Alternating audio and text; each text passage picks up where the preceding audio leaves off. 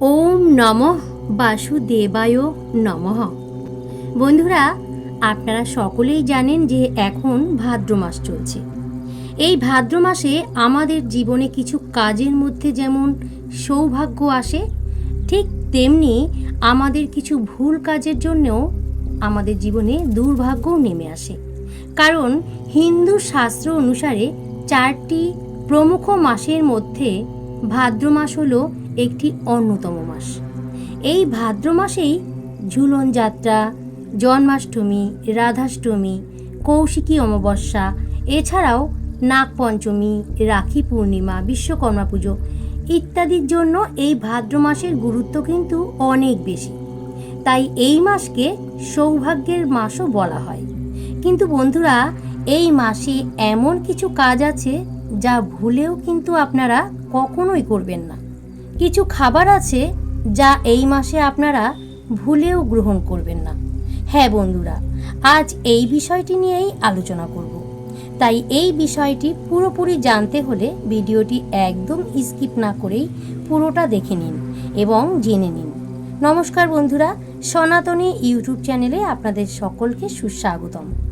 তাহলে আসুন জেনে নিন এই ভাদ্র মাস কেন এত গুরুত্বপূর্ণ। এই ভাদ্র মাস হলো ভগবান শ্রীকৃষ্ণ এবং রাধারানীর জন্ম মাস। তাই এই মাসে এই কয়েকটা লক্ষণ যদি আপনি আপনার বাড়িতে দেখতে পান, আপনি জানবেন যে মা লক্ষ্মী আপনার উপর প্রসন্ন হয়েছেন।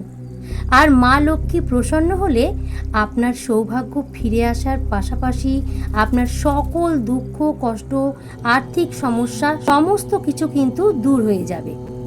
এই লক্ষণ তাহলে কি কি? তাহলে আসুন আমরা সকলেই জেনে নিই। প্রথম হলো টিকটিকি। যদি আপনার বাড়িতে কখনো 3টে টিকটিকিকে এক জায়গায় দেখতে পান, তাহলে জানবেন মা লক্ষ্মী আপনার গৃহে প্রবেশ করেছেন। আর যদি দেখেন একটি টিকটিকি আরেকটি টিকটিকির পিছনে রয়েছে, তাহলেও এটি কিন্তু বাড়ির উন্নতির সংকেত দেয়। এছাড়াও বাড়ির তুলসী মঞ্চে যদি কখনো টিকটিকি দেখতে পান, তাহলে এটাও কিন্তু খুব ভালো লক্ষণ। যদি কোনো বিশেষ দিনে এই রকমভাবে টিকটিকি আপনারা দেখতে পান, তাহলে তার উপর অবশ্যই আপনারা চাল এবং সিঁদুর দেবেন। দেখবেন সমস্ত দুর্ভাগ্য কেটে সৌভাগ্যের আগমন ঘটবে। দ্বিতীয় হলো কালো পিঁপড়ে। এই কালো পিঁপড়ে মা লক্ষ্মীর আগমনের সংকেত দেয়। তাই কখনো বাড়িতে কালো পিঁপড়ে দেখতে পেলে তাহলে অবশ্যই তাদেরকে আটা বা চিনি খেতে দেবেন। দেখবেন দুর্ভাগ্য নাশ হয়ে যাবে। তৃতীয় হলো, আপনারা যদি কখনো স্বপ্নে ঝাঁটা, পেঁচা, বেজি, সাপ দেখেন, তাহলে বুঝবেন এটা সুলক্ষণ। তাহলে খুব শীঘ্রই ধন সম্পদ লাভ হবে আপনার জীবনে। চতুর্থ হলো শঙ্খের আওয়াজ। যদি আপনার বারবার শঙ্খের আওয়াজ কানে আসে বা শঙ্খের আওয়াজ শুনতে পান, যদি আপনার মনে হয় সব সময় আপনার আশেপাশে শঙ্খ বাজছে, তাহলে বুঝবেন মা লক্ষ্মীর কৃপা আপনার উপর রয়েছে। খুব তাড়াতাড়ি আপনার জীবনে দুর্ভাগ্য কেটে সৌভাগ্যের আগমন ঘটবে। এই মাসে যদি আপনারা এই সংকেতগুলো পেয়ে থাকেন, তাহলে আপনারা খুবই ভাগ্যশালী হবেন। পঞ্চম হলো, আপনার বাড়িতে যদি কখনো পায়রা, ঘুঘু, পেঁচা, চড়ুই এইসব পাখিরা আসে বা বাসা বাঁধে, তাহলে কিন্তু অত্যন্ত শুভ। কিন্তু এদের কখনো ভুলেও তাড়িয়ে দেবেন না, বরং কিছু খাবার খেতে দেবেন। এই মাসে কিন্তু আপনারা কোনো মাঙ্গলিক কাজ করবেন না, যেমন বিবাহ, উপনয়ন, গৃহপ্রবেশ, এইসব শুভ কাজ কখনোই করবেন না। তবে জন্মদিন, অন্নপ্রাশন, শ্রাদ্ধ, শ্রাদ্ধ, সোনা রূপার জিনিস কেনা, ব্যবসা বাণিজ্যর কাজ, পূজা অর্চনা এইসবে কিন্তু বাধা নেই। এইসব শুভ কাজ আপনারা করতেই পারেন। আর দ্বিতীয় কথা হলো, এই মাস যেহেতু ভগবান বিষ্ণু এবং মা লক্ষ্মীর মাস, তাই সকাল সন্ধে বাড়িতে পুজো দেওয়া এবং সন্ধেবেলায় তুলসী মঞ্চে প্রদীপ অবশ্যই দেবেন। এছাড়াও এই মাসের বৃহস্পতিবারগুলোতে যদি পাঁচালি পরে মা লক্ষ্মীর পুজো দিতে পারেন তাহলে মা লক্ষ্মী অত্যন্ত প্রসন্ন হন এবং আপনার বাড়ি সুখ সমৃদ্ধিতে ভরিয়ে তুলবেন। তৃতীয় হলো, এই মাসে আপনারা কখনোই ভুলেও কাউকে কোনো জিনিস দেবেন না। ঝাঁটা, সর্ষের তেল, মাছ, মাংস এই মাসে কাউকে দান করবেন না। তবে হ্যাঁ, আপনারা চাইলে এই মাসে কাউকে গীতা দান করতে পারেন। এছাড়া গরিব দুঃখী মানুষদের এই মাসে অন্নভোজন করাতে পারেন এবং জীব সেবা করাতে কিন্তু ভুলবেন না।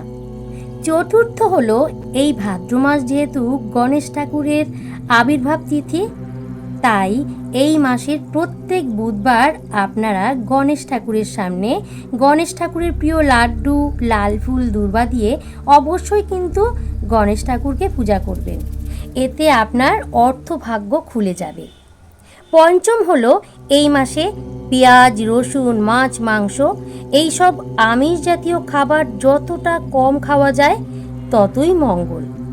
এই মাসে যতগুলি শুভ দিন আছে সেই দিনগুলিতে অতি অবশ্যই আমিষ আহার ত্যাগ করবেন।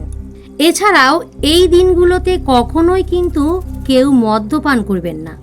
এই মাসে বেগুন, টক জাতীয় খাবার যতটা পারবেন কম করে খাওয়ার চেষ্টা করবেন।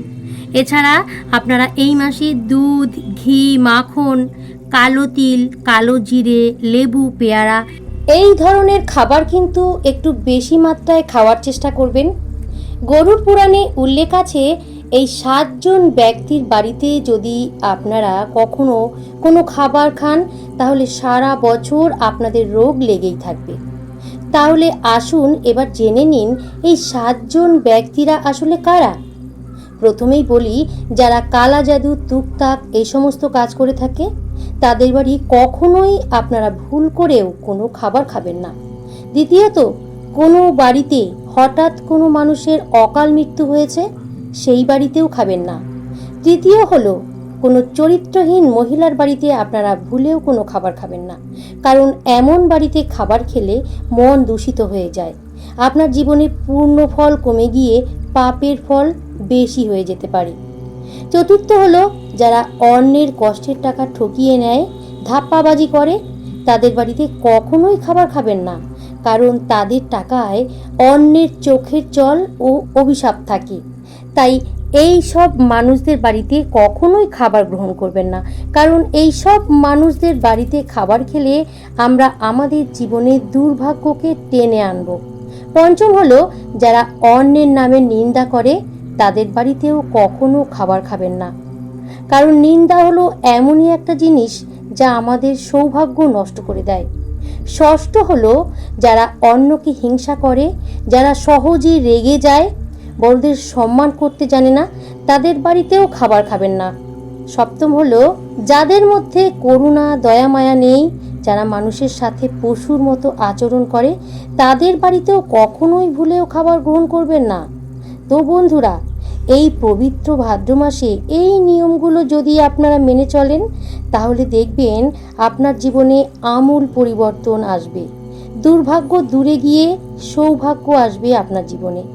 আপনাদের যদি বিশ্বাস না হয়, একবার না হয় করেই দেখুন এই কাজগুলি, দেখবেন হাতে নাতে ফল পাবেন। তো বন্ধুরা, এই ছিল আমার আজকের ভিডিও। আশা করি ভিডিওটি আপনাদের সকলেরই ভালো লেগেছে। ভিডিওটি ভালো লাগলে ভিডিওটিতে লাইক, কমেন্ট, শেয়ার করে আমার এই সনাতনী ইউটিউব চ্যানেলটিকে সাবস্ক্রাইব করার কথা কিন্তু একদমই ভুলবেন না। তো বন্ধুরা, আজকের মতো বিদায় নিচ্ছি। মা লক্ষ্মীর কাছে শুভ কামনা করি আপনারা সকলেই ভালো থাকুন, সুস্থ থাকুন। হরে কৃষ্ণ, রাধে রাধে।